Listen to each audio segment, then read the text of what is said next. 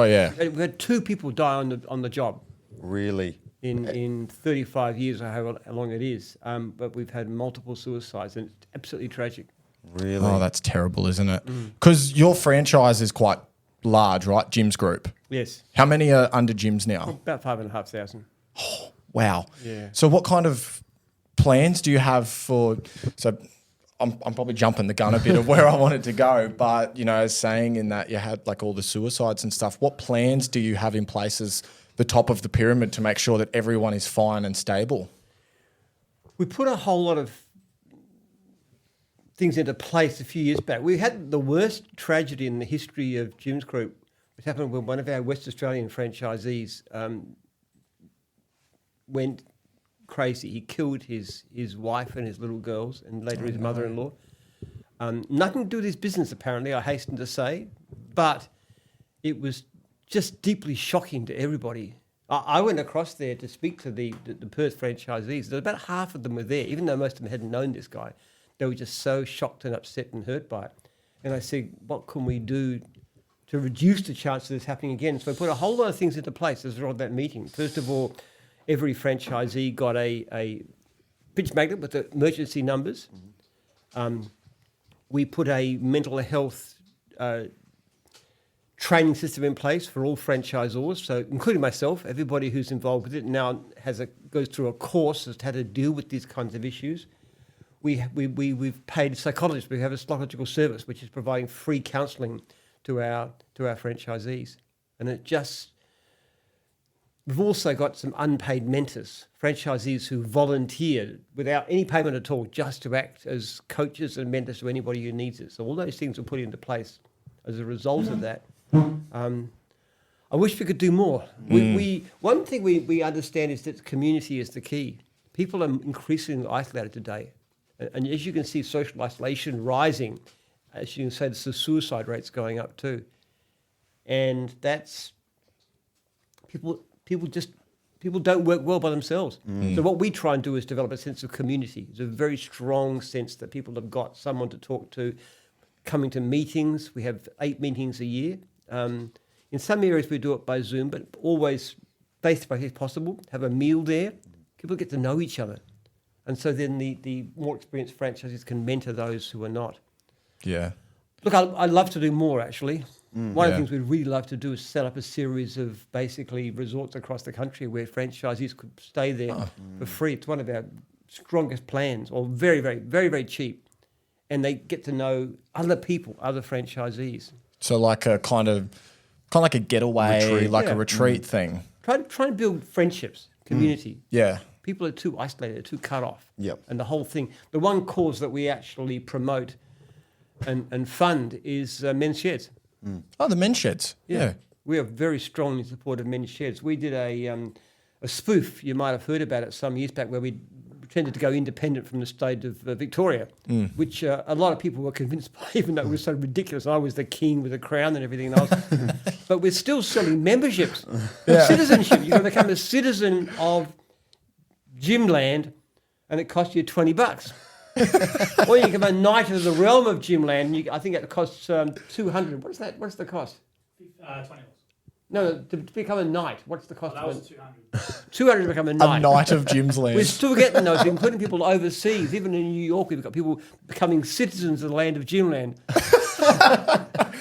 So all the money just goes straight to men's sheds. Yeah. When you started all of this, did you expect it to be where it is today? No, or was it just you were thinking, I'll just open one business and that's it? Originally it was just me. Yep. It was me mowing lawns. Jim's Mowing was originally Jim Mowing. Yep. And it sort of got bigger and I had subcontractors. And then I decided to franchise in 1989, basically a defence against another franchising company more than anything else. And somebody asked me at that time, how many franchises might I have one day? And I said, look, if it goes well, I'm not sure if it will, maybe one day 100. Yeah. So like, I just want to Times ask. that by 50. Rather, nothing ever works out how you expect. Mostly things work out a lot worse than what you expect. Sometimes things work out rather better than you expect. Nothing is what you expect. Did you focus on the future a lot, or was it something where you're like, I'm just going to be in the present moment, put in the hard work, and whatever happens, happens? I don't have goals in terms of numbers or in terms of profitability. I never have those goals. We never set them down. There is one goal only. Well, actually, there's two goals, okay? The first goal, how can I make my franchisees really, really happy? And secondary, to make that happen, how can I make my customers really happy? And if you keep on improving your service, then you do better. But money should never be the top concern. No, I agree. From day one, have you always carried those values? Yes. Yeah. If you actually have a look at the email I sent you, our first priority is the welfare of franchisees. We're also passionate about customer service. We signed only franchisees and franchisors we are convinced will succeed. That has been there 35 years. Yep.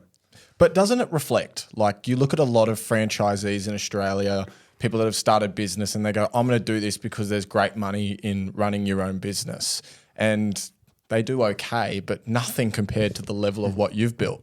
I think that's because we are focused on the core and not on the money. Look, I could make a lot more money in what I do.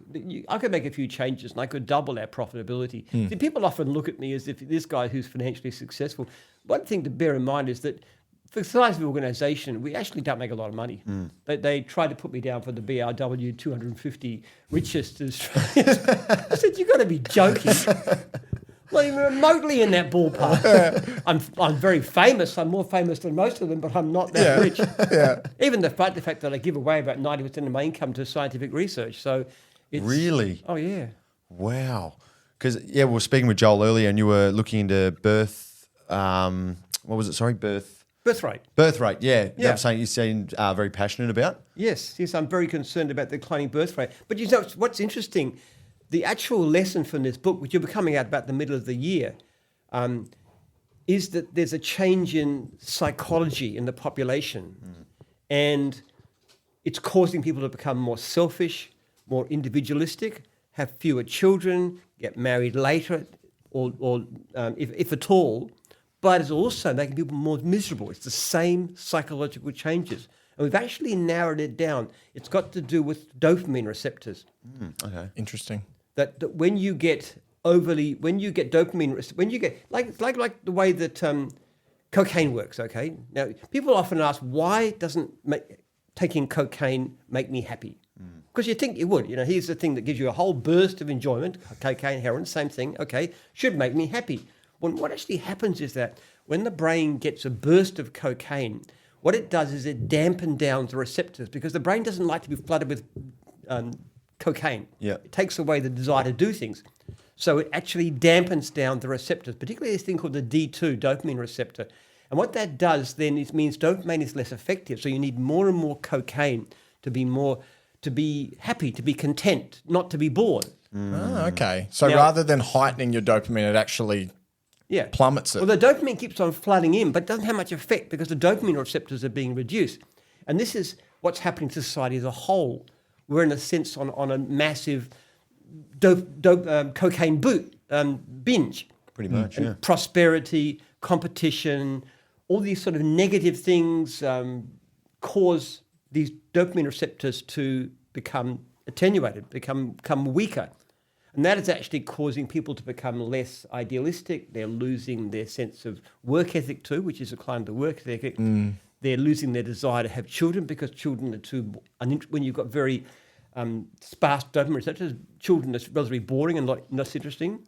It's also making people unhappy. Having the same effect. It's the same process. So the rise of mental illness, the rise of suicide, the collapse of community, collapse of the birth rate, one basic cause. And what my research project is trying to do is to work out a way to reverse this trend, to actually help people to strengthen these dopamine receptors. I mean, you can do it yourself in various ways by, for example, living a really sparse lifestyle, not overeating, not having, especially promiscuous sex, this kind of things.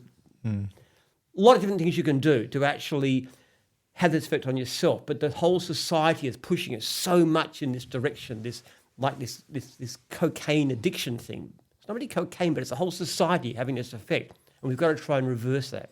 Do you think it's because 20, 30 years ago you had to work for your dopamine, whether it was eating or whatever you were doing, but now it's just so ready? We can get food delivered to the door. Yeah, you're Every right. video we watch is... You're right. And it's so much easier. It's caused by a lot of things, this process. It's caused by junk food, alcohol, But even social media has this effect too. When you're chasing likes on Facebook and so forth, that's actually having the same kind of effect. Speculation, gambling does it. Even things like stock investing in, speculating in crypto and stuff, they all has an effect. Anything that promotes the ego, the self. The opposite of this is religious involvement. If you're in a religious community, especially one that's very pervasive in terms of controlling your behavior, where you submit to the community, you submit to the will of God, that has the opposite effect. And that's why, again, you look at what makes people happy. Community, religion in terms of involvement in a faith community, fellowship, doing something worthwhile. Look at the way money is used. And this is a classic example, okay? There's different ways that money can use. And scientists have figured out what actually about spending money makes you happier. Now, having a bit more money up to a certain stage, about medium Australian income, is really important to happiness. Beyond that, surprisingly little effect. But there's ways in which money can make you happy, and there's ways that it doesn't work at all. Now, the worst way to spend money is on competition. In other words, if you buy yourself a bigger car, a better house, more expensive holidays, display stuff, things that display your wealth, like handbags and jewelry, all those things. Actually, they don't affect happiness. They probably have the reverse effect, because what you're doing is competing with other people, and that's miserable. And they've done this in people who win lotteries, for example. After 12 months, they'd found that lottery winners are no happier than those who haven't won the lottery. Yeah. Now, how do you spend money to make you happy? Well, far better is experiences, community, fellowship. But you know, the number one thing you can do with money to make you happy? Give it away to a cause that you're involved with. In other words, don't worry about becoming wealthy or important or powerful or high status. Worry about what you can do, having a sense of purpose. That is what you can do. And to be happy too, the one thing you shouldn't do is try to be happy. If that's your main goal, then you'll do stupid things, like you'll take stuff that gives you a short-term boost, like all these things that we're talking about. To be really happy, you've got to forget about that. Say, okay, what can I do that's worthwhile with my life? Well,